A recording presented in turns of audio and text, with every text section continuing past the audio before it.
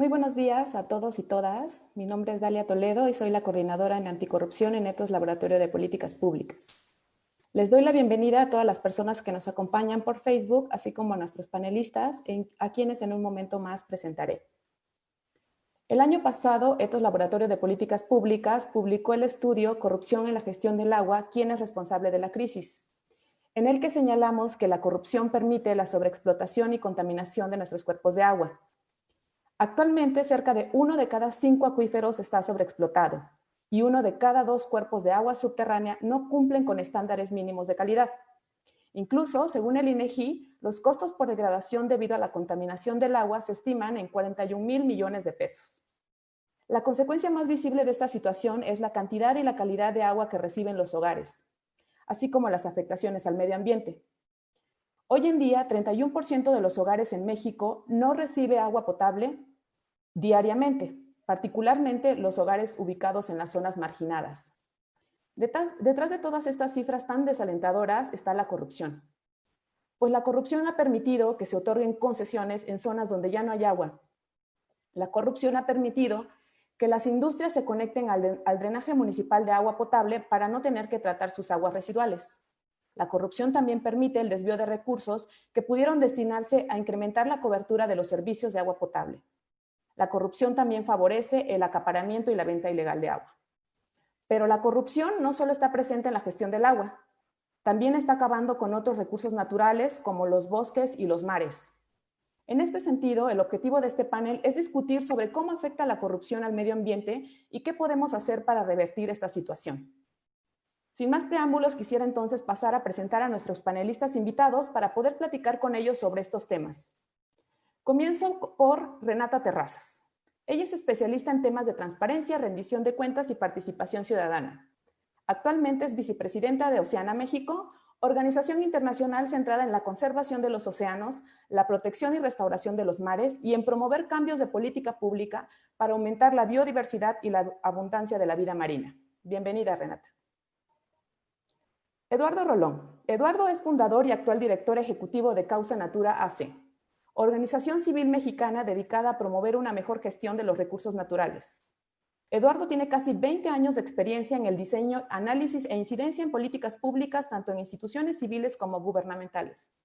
Recibió el Premio Nacional de Investigación Social y Opinión Pública de la Cámara de Diputados en 2011 y 2014 por su trabajo de investigación sobre políticas públicas en recursos naturales. Bienvenido, Eduardo. Y muchas finalmente, gracias. Gerardo Carrasco. Gerardo es abogado en litigio constitucional y administrativo, es maestrante en Derecho Financiero por la Universidad Panamericana y es director jurídico de Mexicanos contra la Corrupción y la Impunidad, donde ha llevado casos importantes de litigio estratégico en contra de proyectos que afectan el medio ambiente, como el caso del proyecto inmobiliario Bosque Diamante en Gilotzingo, Estado de México. Bienvenido, Gerardo. Ahora pasaremos a la primera ronda de preguntas y respuestas y sugiero responderlas en este mismo orden en el que los presenté. Para responder cada pregunta tienen 6 minutos y al final podremos responder las dudas e inquietudes del público, por lo que invito a las personas que nos están viendo por Facebook a dejar sus preguntas.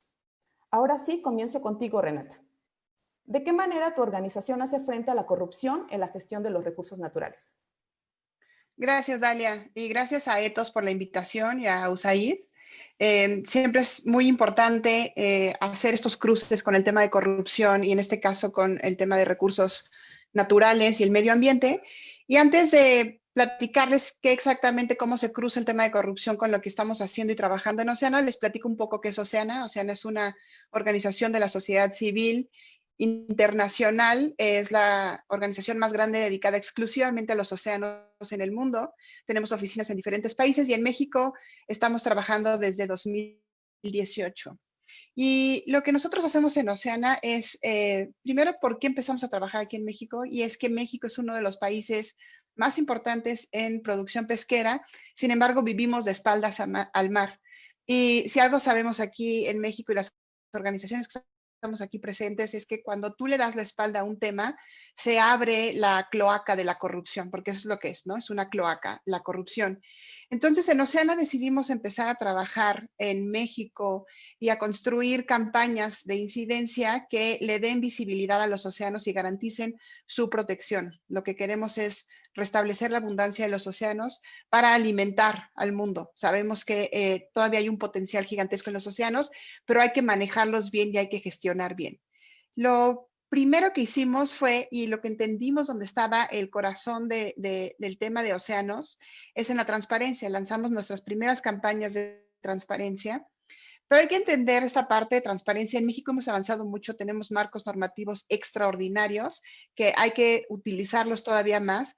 Sin embargo, transparencia no es nada más abrir información, no es nada más abrir datos, no es nada más llevar la luz y demostrar cómo está todo mal o lo que no está funcionando. Es muy importante entender a la transparencia como una parte de un engranaje mucho más amplio. Y esto necesita de la participación ciudadana, necesita de la rendición de cuentas, necesita de ir encaminado a la transformación de aquello que identificamos que no está funcionando. Porque si no, nos convertimos o en un país muy cínico, en donde toda la corrupción es transparente, todo lo malo que sucede es muy abierto, o nos convertimos en un país donde la sociedad civil empieza a estar frustrada, porque es notorio, todos sabemos de todos los escándalos de corrupción, pero no hay ninguna acción en concreto que empiece a permitir limitar esos actos de corrupción. Y una de las primeras cosas que hicimos fue algo muy concreto, muy sencillo, que es el engaño que hay en la venta de la comida del mar. Todas y todos aquí espero que consuman comida del mar, pescados, mariscos, y sin embargo, cuando tú vas y los compras y te los comes, no siempre te están dando lo que estás pidiendo, no siempre te están dando por lo que estás pagando. Y esto trae consecuencias gravísimas para el consumidor, que termina pagando un precio elevado por producto que suele ser más barato, pero también para productores mexicanos que no logran competir con un mercado corrompido que favorece la entrada de producto de baja calidad, barato, y que genera esta competencia desleal. Entonces, lo que hemos buscado en Oceana es tratar de reducir ese espacio. Ese espacio es negligencia, es abandono, y lo que estamos buscando es rastrear el pescado del barco al plato. Suena muy sencillo, sin embargo, los retos que uno se enfrenta son gigantescos y cuando tú buscas hacer esta trazabilidad, esta posibilidad de rastrearlo, lo que vas identificando son problemas en el otorgamiento de permisos, problemas en la ciencia que está detrás para saber cuántos permisos puedes dar para la pesca y cuántos no. La cadena de valor, esto es todo lo que pasa después de que se pescó el pescado hasta que llega el plato de todos nosotros, es un desastre. No hay forma de mapearla, hay hoyos y agujeros negros por todos lados. Entonces, lo que estamos buscando en Oceana es ofrecer una respuesta de política pública para que permita ordenar ese proceso que es fundamental para proteger a los océanos en México. Es fundamental porque de esta forma ordena todo el proceso, pero también evitamos este mecanismo de ir a salir a pescar lo más que se pueda, porque necesitamos vender lo más que se pueda, ya que no sabemos qué pasa en los mercados, no sabemos qué pasa en toda esa cadena. Cuando ordenemos esa cadena, la transparentemos, vamos a empezar a habilitar a la autoridad para que haga su trabajo de inspección y vigilancia en el proceso, pero también pues brindar un poco de luz a todo eso que la verdad es que ni ustedes saben, incluso los que nos dedicamos a eso, no sabemos a ciencia cierta qué pasa. Y quiero cerrar con una idea, y es que hoy en día no sabemos qué pasa debajo del agua. O sea, vemos un pescado en nuestros platos, pero no tenemos mucha idea, ahorita como lo acabo de decir, lo que pasa en el trayecto, pero tampoco sabemos qué es lo que está pasando en el mar.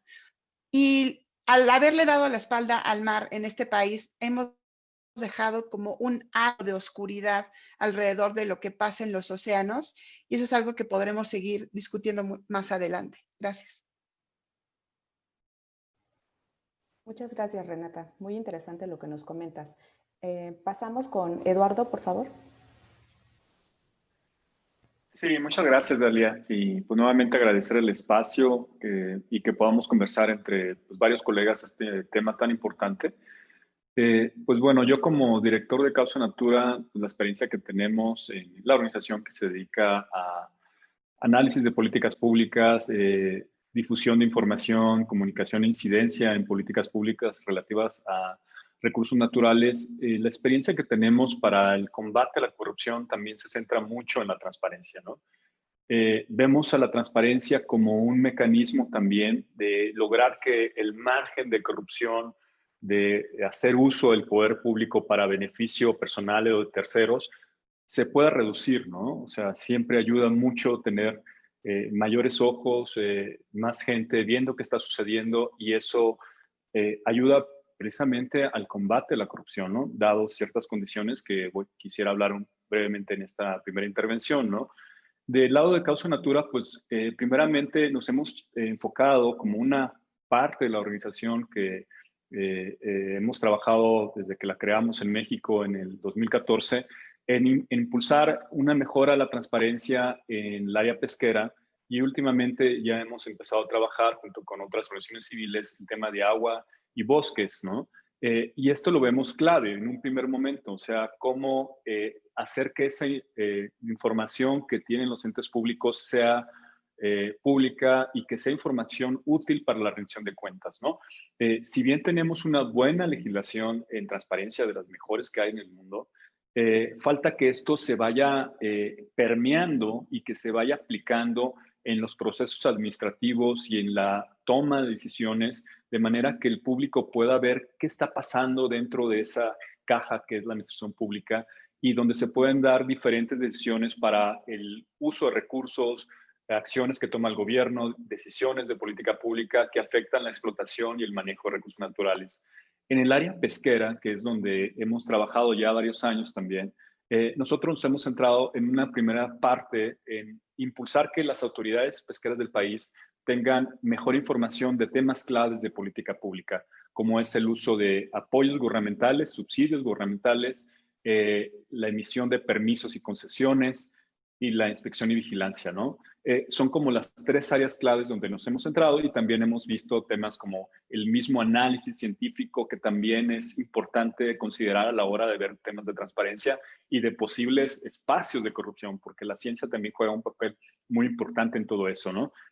Para esto hemos elaborado varios índices de transparencia en la política pesquera que han tenido algunas ediciones. Desde el 2015 lo empezamos a hacer, lo volvimos a hacer en 2017. Y en esta ocasión estamos ya sacando un índice de recursos naturales, transparencia en recursos naturales, donde vemos 3 recursos, que es el agua, los bosques y la pesca.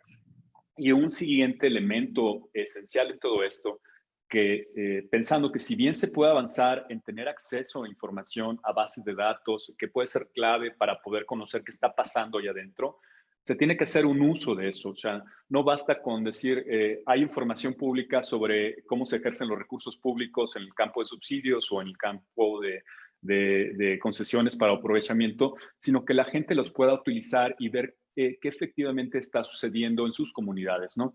Para eso, Causa Natura también está trabajando en hacer pública esa información de bases de datos oficiales y facilitar que la gente las pueda ver. O sea, imagínense tener grandes volúmenes de datos que de repente, como ciudadano, uno se pierde en los datos y no sabes qué estás exactamente buscando.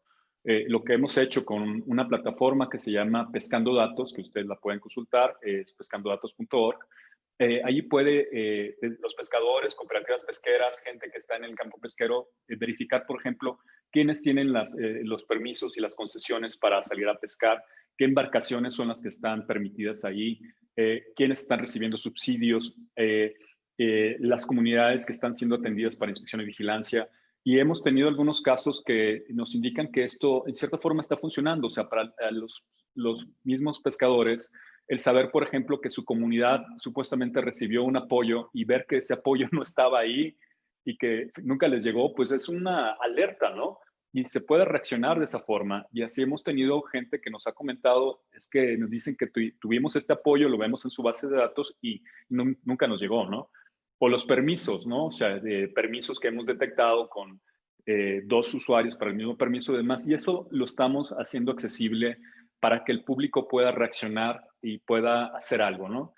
Por supuesto, todo esto depende de que la misma autoridad haga algo, no solamente que el ciudadano diga está pasando esto, sino que la autoridad reacciona, ¿no?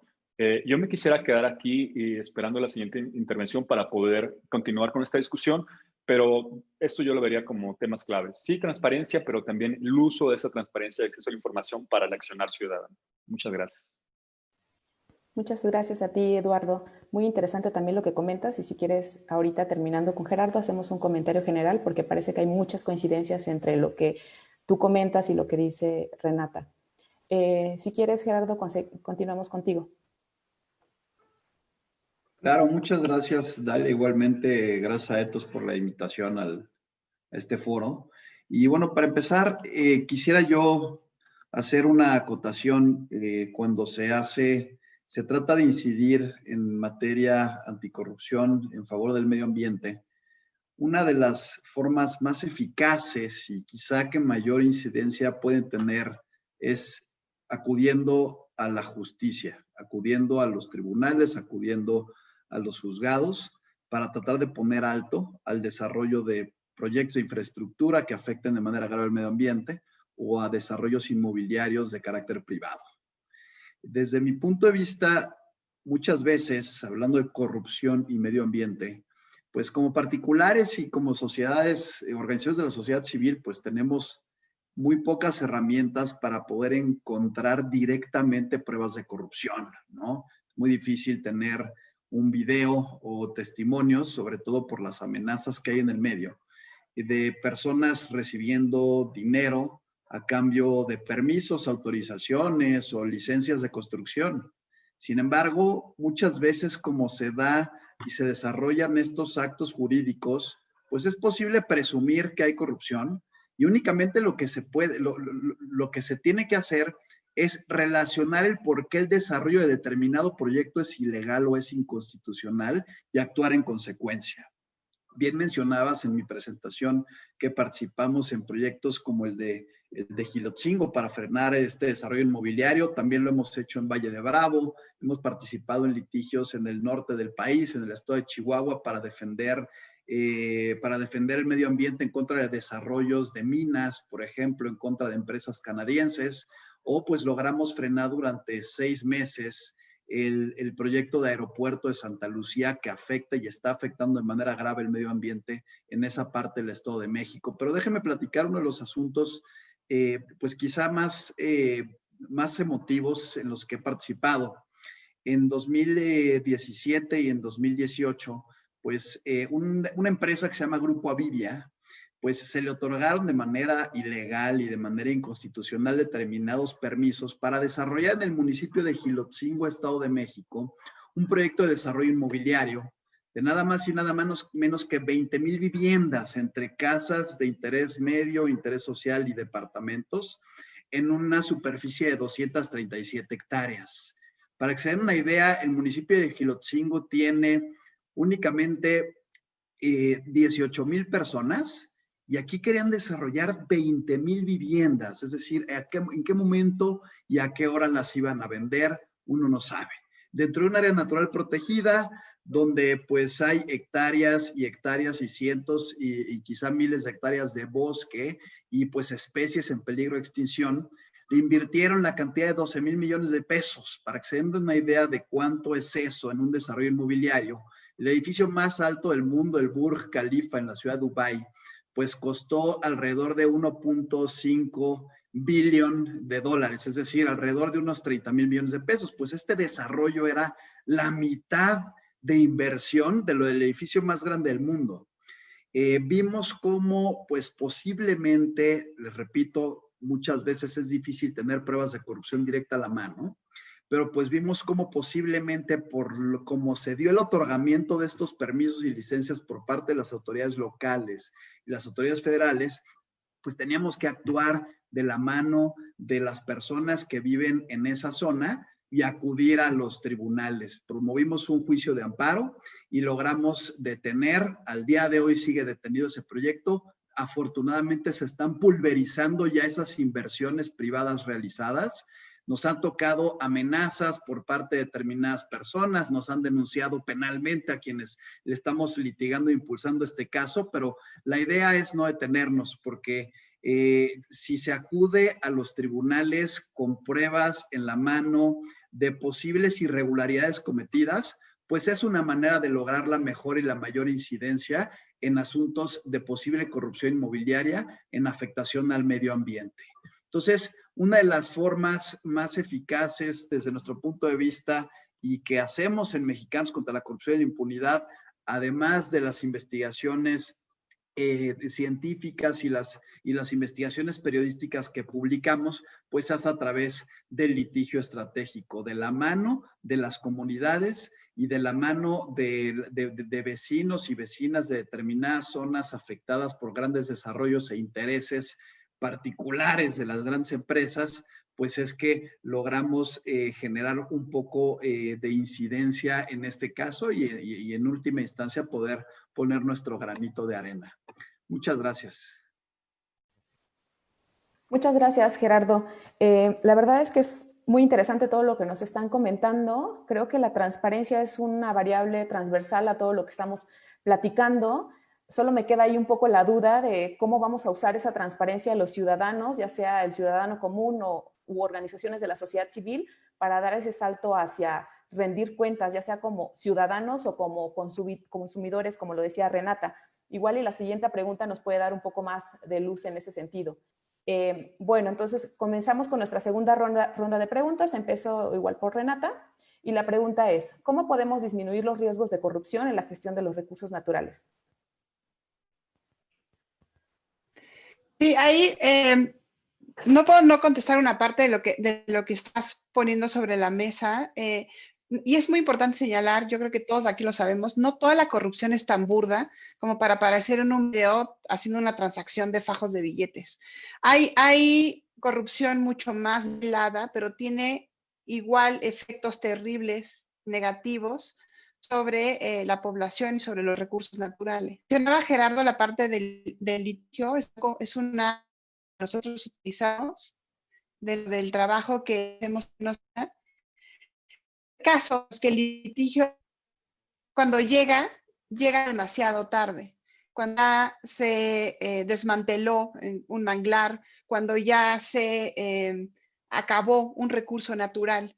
Entonces, creo que aquí es donde hay que ser muy creativas todas las organizaciones y nuestro trabajo es complementario. Nuestro trabajo es complementario. Hay casos en los que hay que poner un frente y este pedazo de tierra, este pedazo de mar no está en negociación. Pero hay otras en las que la estrategia y la aproximación es preventiva.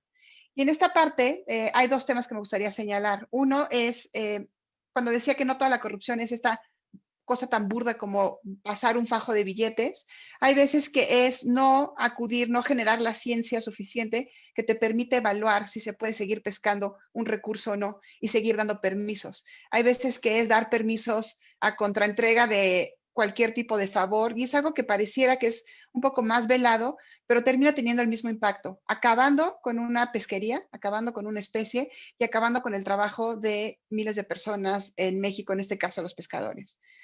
Otro es que el problema con el tema de la pesca, por poner un ejemplo, es una extracción, es una actividad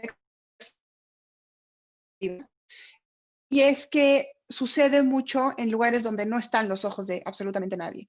Y una de las propuestas que ponemos sobre la mesa en Oceana es transparentar la pesca allá afuera, allá en el mar, donde nadie ve, donde nuestros ojos no alcanzan, y esto es con el monitoreo satelital de embarcaciones. Hoy en día tenemos en México 2,000 embarcaciones monitoreadas de manera satelital, pero es información que está en el escritorio de la pesca, en el escritorio de la Marina. En Oceana hicimos solicitudes de acceso a la información, abrimos esa información, subimos una plataforma que no solo abre la información para otras autoridades que no tienen acceso a esa información. Por poner un ejemplo, la Comisión Nacional de Áreas Naturales Protegidas, la CONAM, no puede quienes están pescando en las áreas marinas protegidas. Esta información que hemos abierto y subido a esta plataforma permite darles indicios a ellos de cuáles son las áreas donde reciben mayor impacto de pesca, que curiosamente no es de embarcaciones mexicanas, sino de embarcaciones extranjeras, pero también permite generar mejor información sobre qué es lo que está pasando allá afuera. Permite tener mejores datos para evaluar cómo es nuestra política pesquera en México, dónde están agujeros más vulnerables a la pesca ilegal, etcétera. Entonces, creo que hay herramientas tecnológicas que nos ayudan a generar mejor información para decidir mejor, para tomar acciones de política pública mucho más efectivas. Otra cosa es de cómo podemos disminuir ahí a la gente, o sea, a muchos de ustedes, seguramente los que lo están escuchando, el tema del mar y la pesca les pasa así de largo. Y uno es, necesitamos más gente, necesitamos más ojos, más personas enteradas de lo que está pasando. En Oceana estamos haciendo un esfuerzo por comunicar dónde están los problemas, pero también ofrecer soluciones muy puntuales. Nos pueden seguir en nuestras redes que son @OceanaMéxico. Por ejemplo, estamos ahorita abriendo una posibilidad de enviarle una carta a los senadores para legislar en materia de reducción de plásticos de un solo uso. Es decir, las organizaciones de la sociedad civil tenemos como mandato defender lo público y proteger a la población, al medio ambiente, y es algo que hacemos día con día, pero necesitamos de más personas. No es un trabajo que se pueda ni se deba hacer solos, necesitamos de más gente que se entere de las causas, que intervenga en los momentos en los que necesitamos de su apoyo, como en este caso de las firmas que van directamente al Senado. Y creo que de esta forma poner, o sea, el caldo de cultivo perfecto para incrementar la corrupción es en temas donde la población no se entera ni le importa y donde no hay organizaciones de la sociedad civil trabajando. Entonces creo que en este caso muy puntual, algo que es tan relevante para nuestra subsistencia como es el océano necesita de eso, necesita del trabajo coordinado de las organizaciones civiles, que afortunadamente lo tenemos, pero necesita de más personas que puedan poner sus ojos y saber qué es lo que está pasando. Entonces nosotros, no voy a ahondar demasiado en eso, pero tenemos sobre la mesa varios temas en donde la propia gente que está interesada y que dice, yo quiero ayudar a terminar con la corrupción alrededor de la gestión de los océanos, puede hacerlo un poco sumándose a las propuestas que tenemos sobre la mesa. El mar nos necesita más ojos, necesita el trabajo coordinado. Es tan importante para los seres humanos que no nos podemos dar el lujo de abandonarlo. Muchas gracias, Renata. Totalmente de acuerdo contigo. Necesitamos multiplicar los ojos, ya sea en los bosques, en el agua, en los océanos, porque definitivamente las organizaciones de la sociedad civil no podemos solas. Eduardo, entonces pasamos contigo para que nos respondas nuestra segunda pregunta. Sí, pues es retomando también lo que comentaba Gerardo, ¿no? O sea, son varias partes que hay que considerar. Sí, algo muy importante es tener mayor transparencia y acceso a la información sobre el manejo de los recursos públicos, de la toma de decisiones que está haciendo la administración pública para que haya más ojos ahí, que podamos impulsar una mejor rendición de cuentas. Como sociedad civil es un papel que varias organizaciones civiles están haciendo, pero también el ciudadano, ¿no? En términos de lo que les interesa, de que están viendo en su día a día, de los temas más relevantes que consideran ellos en su sociedad, además, es un papel muy importante, ¿no? Ya había comentado también el tema de hacer que la transparencia y acceso a la información se materialice en una acción por parte de la sociedad. No basta con decir es que estamos en una sociedad que tenemos la mejor ley de transparencia o podemos irnos vía INAI y pedir información, sino que eso reditúe en una movilización, un accionar ciudadano que impulse una mejor rendición de cuentas y si se detectan posibles malos manejos o puntos que son susceptibles a una investigación, que la misma autoridad actúe, ¿no? Y es ahí dos puntos importantes. Por un lado está la relevancia de tener esta sociedad que haga algo, ¿no? O sea, no basta con decir, es que sí hay mayor transparencia. Algunos dicen, pues, mayor transparencia es reducir la corrupción, ¿no? Las posibilidades de corrupción, como un tipo de balance. Ahí hay que considerar el mismo papel de la sociedad y organizaciones civiles, de los medios de comunicación, para impulsar esta mejor rendición de cuentas de los funcionarios públicos como un mecanismo digamos, de contrapeso fuera de los mecanismos que tiene el Estado de manera formal, ¿no? Y eso es muy relevante. Tenemos que tener una sociedad más activa, unas organizaciones civiles que aborden los temas, que puedan tener buenas investigaciones y que puedan pedir que donde se vean instancias de corrupción se actúen, ¿no? Pero luego está el otro lado de la moneda. O sea, no basta con decir, bueno, pues que sí estamos impulsando esto. Como sociedad civil, muchas veces vemos posibles instancias de corrupción y demás y ponemos la información sobre la mesa. Nosotros, en el caso de permisos de pesca, por ejemplo, ustedes pueden ver la página de pescandodatos.org y tenemos toda una sección para donde se ven inconsistencias en la emisión de permisos, ¿no? Ahora, esta información, la autoridad tiene que investigar, ¿no? O sea, los ciudadanos no somos detectives que tengamos tanta capacidad para entrar y dedicarnos a ver esas fallas que estamos detectando.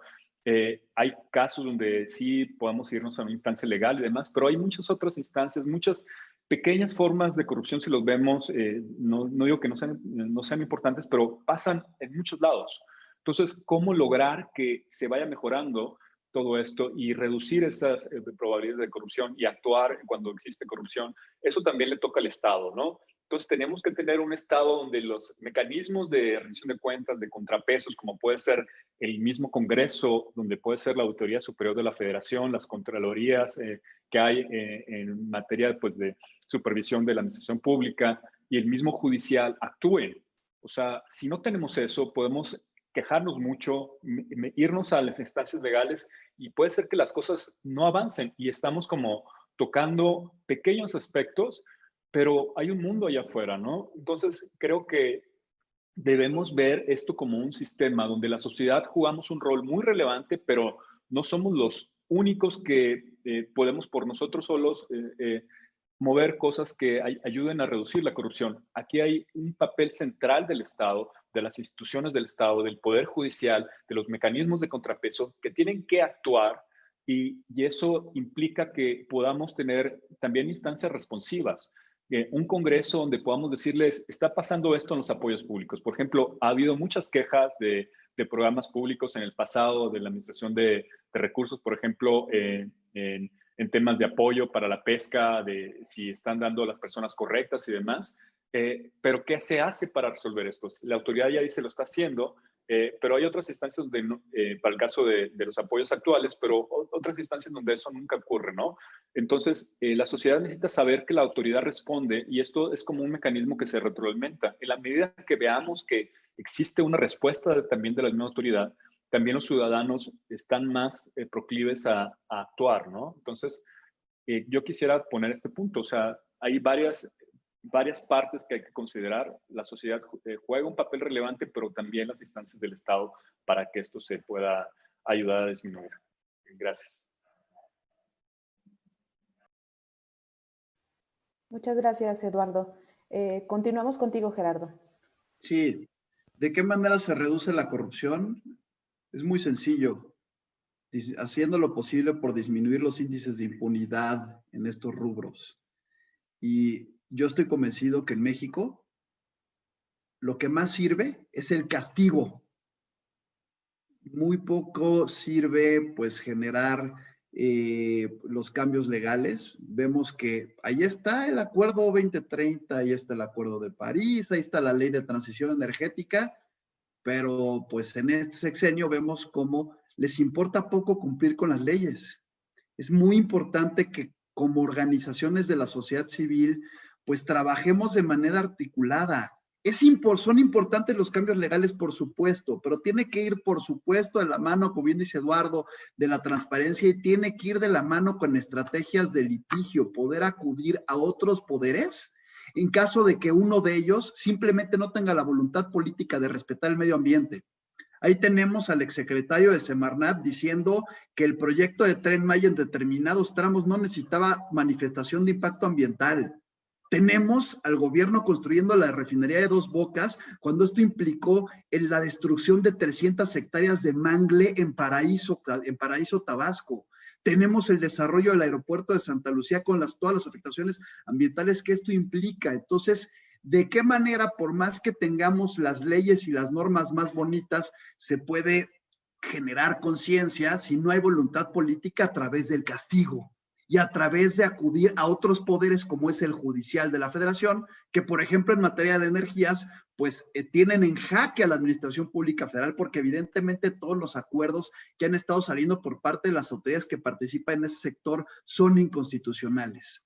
Entonces, también es muy importante, y en el tiempo que me resta se los voy a platicar, acudir a la justicia del orden penal en materia ambiental. ¿A qué me refiero? En 2019 detectamos cómo Farmacias del Ahorro, pues en su modelo de negocios y su modelo de crecimiento, pues estaba simplemente devastar los árboles en zonas urbanas, áreas verdes de zonas urbanas, pues únicamente para poder ampliar el número de sucursales o estas pues expandirlas a través de la construcción de cajones de estacionamiento y poder desplazar a la competencia. De alrededor de 1,600 farmacias que tienen en todo el país, y recordemos que Farmacias del Ahorro se está posicionando para ser la empresa con más sucursales en el mundo, la segunda después de Walgreens, bueno, pues simplemente lo que hacían era talar de noche o en la madrugada los árboles que estorbaban precisamente para colocar sus letreros, ampliar las farmacias. Y esto lo desarrollaron en 407 farmacias, es decir, en el 25% de las que tienen en el país. Lo que hicimos fue, respecto de las farmacias en la Ciudad de México, que eran 33, fue acudir a la justicia penal. Firmamos la denuncia a algunas personas habitantes de la Ciudad de México, solicitando que se nos reconociera el carácter de víctima, porque todos somos víctimas de estos delitos ambientales, y así lo reconoció un juez de control, porque todos y todas nos beneficiamos de los servicios ambientales que prestan los árboles, y pues logramos llevar a juicio a esta empresa. Evidentemente, lo que les molesta mucho y nos han venido presionando muchísimo a nosotros en Mexicanos contra la Corrupción, a los supercívicos y a la organización Tojil, es que se le están afectando sus ventas, porque el escándalo que se está armando en medios y en redes sociales no les conviene. Bueno, pues si tiene que ser así, a través del escarmiento público y a través del castigo del orden criminal, que así sea. Seguimos en los procedimientos judiciales penales en contra de esta empresa, y bueno, pues trataremos que se deslinden responsabilidades y se hagan las multas o las inhabilitaciones correspondientes, o incluso se lleve a la cárcel a los funcionarios de esta empresa que han participado en estos posibles delitos. Bueno, ya me regañaron que no puedo decir que es un delito hasta que haya una sentencia firme, pero bueno, posiblemente esta empresa a través de sus representantes cometió todos estos delitos, y es importantísimo. Igual y suena un poco entusiasta de mi parte, pero para poder disminuir los índices de impunidad tiene que haber castigos ejemplares a servidores públicos y empresas que corrompan para afectar el medio ambiente. Gracias, Dalia. Coincido totalmente también contigo, Gerardo, porque hace un momento que decías que necesitamos castigar a quien comete actos de corrupción en prejuicio de medio ambiente, pero también necesitamos castigos más fuertes, y creo que el caso del río Sonora es uno de los más importantes, o al menos ha sido sonado muy mediáticamente, ¿no? De esta empresa que contaminó el río y que le dieron pues un castigo mucho menor. Ahora, si gustan, vamos a pasar a las preguntas y respuestas del público. Tenemos aquí nos preguntan cómo las organizaciones de la sociedad civil pueden ayudar a que los ciudadanos de a pie se involucren en la detección y denuncia de actos de corrupción que dañan el ambiente. Creo que es muy pertinente esta pregunta, porque justo lo que decía Renata, de que necesitamos más ojos o más vigilantes, y sobre todo en un tema como el medio ambiente, porque a veces incluso nosotros como ciudadanos no sabemos si es un acto de corrupción o no, si es legal o no es legal. Entonces sí necesitamos como tal vez concientizar a la ciudadanía para que ellos puedan ser estos pues ayudantes u ojos de nuestras organizaciones civiles para detectar y denunciar actos de corrupción. Si quieres, Renata, comenzamos nuevamente contigo. Sí, hay dos temas sobre la mesa que para mí me llaman mucho la atención. La gente siempre quiere actuar, quiere irse a la yugular a alguien, ¿no? Ahí está la sangre y ahí hay que... Pero hay veces que necesitamos también poner un piso donde de común acuerdo, con reglas claras sobre qué es lo que se debe y lo que no se puede hacer. Hay muchísimas veces que se termina afectando al medio ambiente por temas de negligencia. Y negligencia, siempre está esta parte alguna vez alguien me dijo, el primer acto de corrupción es cuando un servidor público asume un cargo para el que no está preparado, ¿no? Entonces, hay veces en las que es importante que siempre como que tengamos como esta sed de sangre, y lo puedo entender, pero necesitamos también construir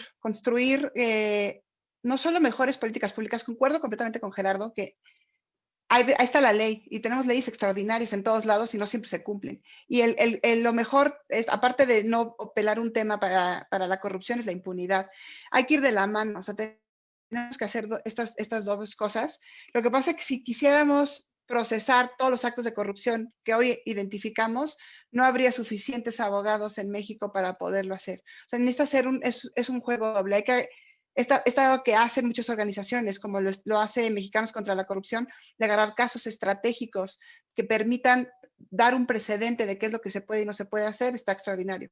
Porque si no vas a tener ciudadanos todo el tiempo queriendo encontrar el caso donde van a ir y le van a poner una multota, que además estas penas gigantescas no funcionan en un sistema que pena chiquita, pena grandota, no terminamos en ninguna pena normalmente. Entonces, ¿qué necesitamos? Necesitamos que, primero, que los ciudadanos se encuentren un tema, el que sea, ojalá sea un tema ambiental, ojalá sea un tema de los océanos, pero que encuentren un tema en el que quieran enterarse y que quieran informarse y en el que quieran participar. Y cuando lo encuentren, que puedan encontrar los canales adecuados para el tiempo que le quieran dedicar a ese tema. O sea, al final del día, acabar con la corrupción, mejorar el espacio público, lo que sea que cada persona quiera hacer, no es con un solo acto.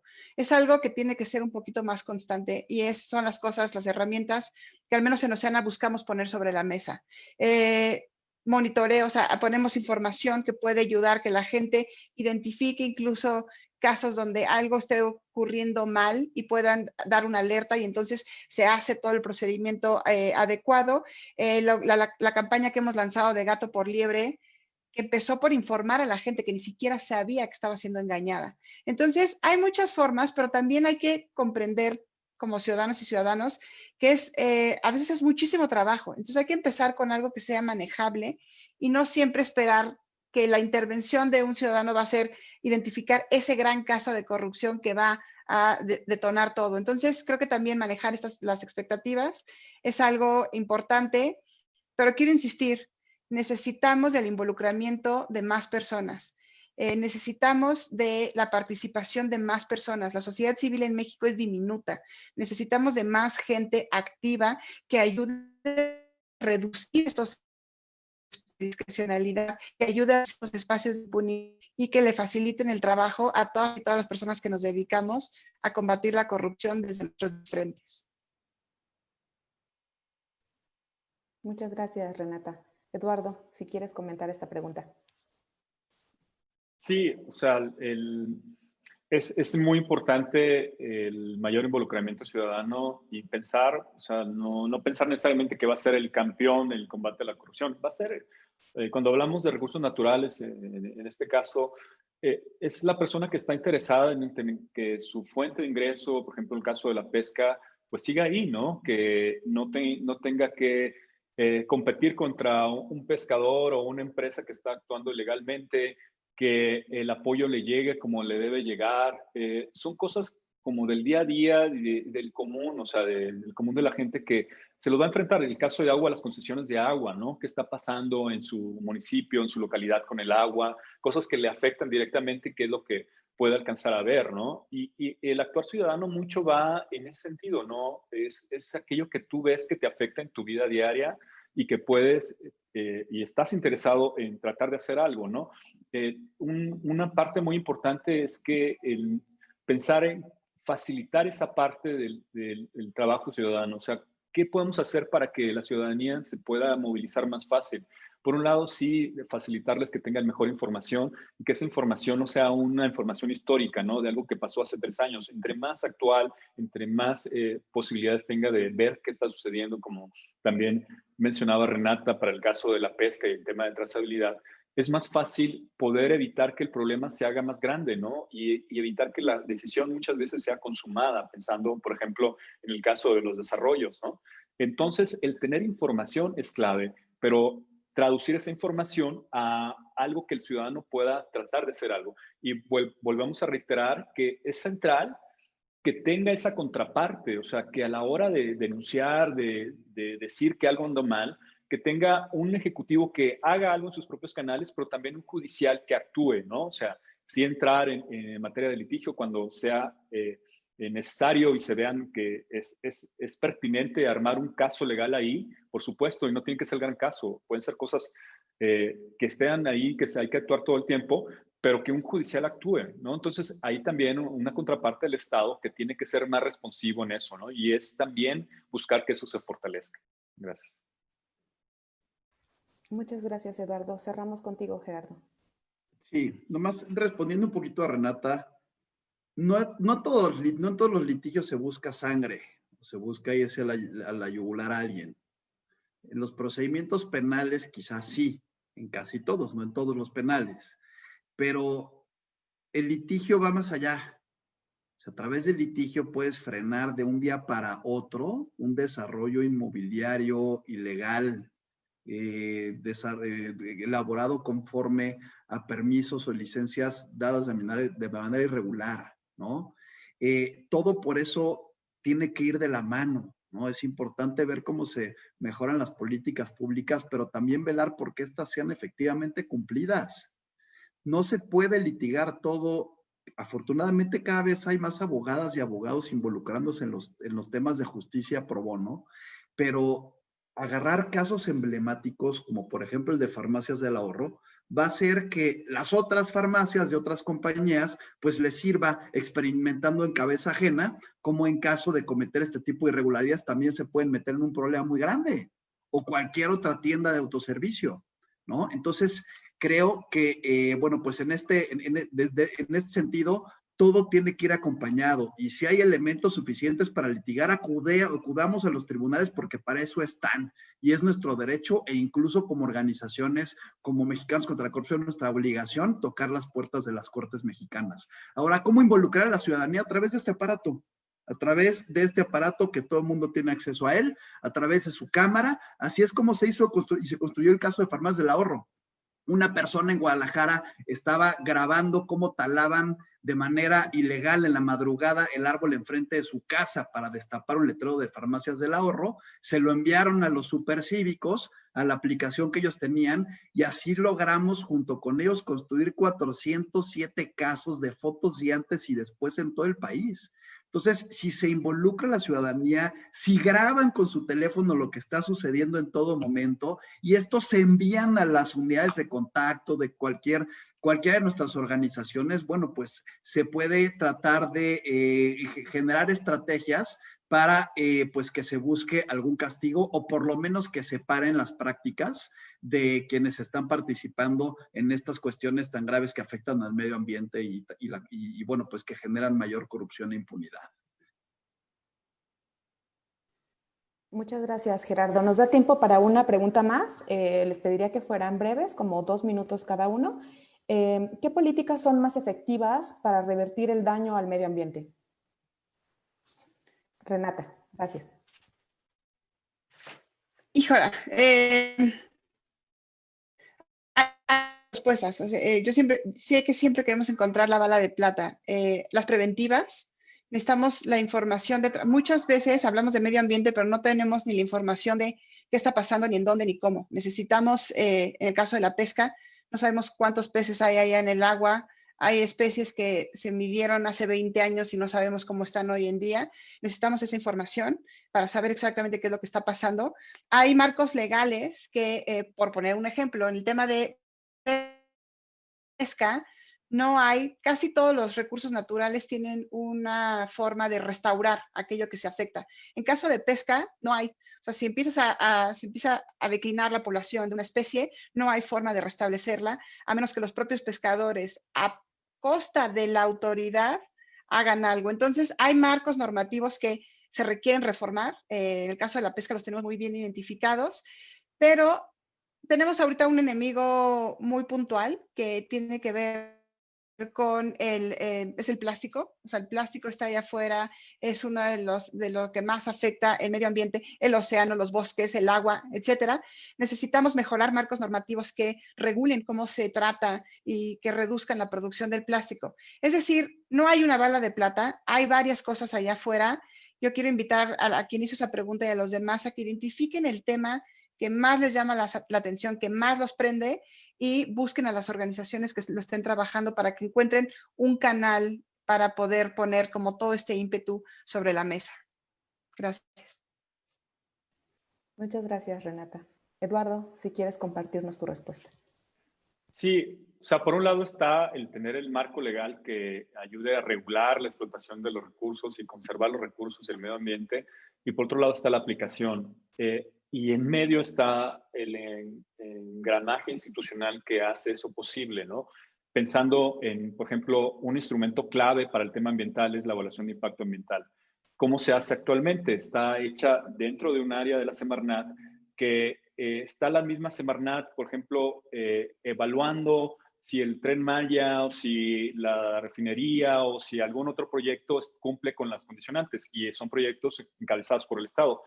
En cierta forma es juez y parte, o sea, ahora, y eso se ha discutido en varias veces cuando hablamos de evaluación de impacto ambiental, cómo lograr tener un instrumento que sea más blindado para ese juego institucional donde tengas un área de evaluación de impacto ambiental que tenga los conocimientos, la independencia y todo, pues para tomar mejores decisiones. Lo mismo en el caso pesquero, pues tienes actualmente, aunque se está pensando pasarlo a la Secretaría de Marina, es la misma Comisión Nacional de Pesca que ve las cuestiones de inspección y vigilancia, pero también da permisos, pero también ve cuestiones de planes de manejo. Entonces, algo que se ha discutido es separar al área de inspección y vigilancia de la misma CONAPESCA, darle más independencia. Eso no es el único mecanismo para hacer que se conserven los recursos, de que se manejen mejor, pero sí ayuda, y sobre todo, pues empezar a hacer esta forma de evitar que las presiones políticas, las presiones de grupo, actúen también para demeritar la capacidad de implementar el marco regulatorio. Por supuesto, también está la capacidad de los jueces y todo lo demás que está ahí en medio. Es una plática bastante larga, pero me quedaría así. Gracias. Muchas gracias, Eduardo. Cerramos contigo, Gerardo. Y bueno, ya mencionaron pues cuestiones muy importantes, pero otra es cuidar los presupuestos. Y bueno, pues estamos a 15 días de que se apruebe el presupuesto de egresos de la Federación para el año 2021. Y bueno, pues es importantísimo que veamos cuánto se está destinando a pues generar políticas públicas y pues generar mayor institucionalidad para beneficiar al medio ambiente. De poco sirve que existan las instituciones correspondientes del Estado mexicano si estas no se les son asignados los recursos necesarios y suficientes para poder beneficiar al medio ambiente y para poder sobre todo pues hacer que se cumplan las leyes, ¿no? De poco va a servir que pues tengamos toda esta normatividad y que se tenga presupuesto si no tenemos las autoridades lo suficientemente capacitadas para poder desplegar todas sus facultades. Entonces, es bien importante cuidar que la disciplina y la trayectoria de los servidores públicos y de las servidoras públicas que se encuentran en todos los puestos de, por ejemplo, de la Secretaría del Medio Ambiente y Recursos Naturales. Es muy importante que sea gente con experiencia y que sea probada sobre todo y que sean personas comprometidas con el medio ambiente para que se puedan ejercer los recursos de una mejor manera, ¿no? Entonces, desde mi punto de vista hay que cuidar muchísimo el tema presupuestal. Dudo que lo hagan en esta Cámara de Diputados que tenemos ahora, dudo que lo hagan y que sea su prioridad para el próximo año, pero esperemos que en los años venideros pueda pues generar algún avance en los temas presupuestales. Pues muchas gracias. Ahora sí ya se nos terminó el tiempo. Gracias a todas y a todos los que se conectaron por Facebook. Muchas gracias, Renata, Eduardo y Gerardo. La verdad es que todos estos temas son súper interesantes y podríamos tardar más tiempo en abordarlos. Los invito a quienes están viéndonos por Facebook a que se queden con nosotros en la siguiente ponencia, que va a ser la interferencia de la industria, el arte de ganar voluntades. Muchas gracias a todos.